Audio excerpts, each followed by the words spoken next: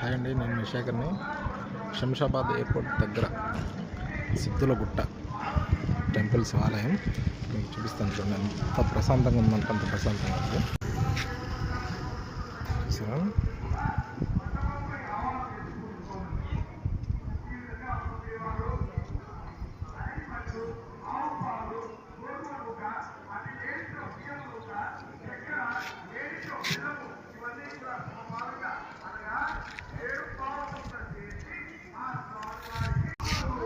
చూసారా ఎంత ప్రశాంతంగా ఉంది ఇక్కడ.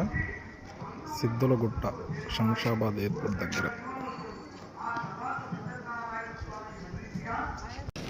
చాలా ప్రశాంతంగా ఉంది ఇక్కడ.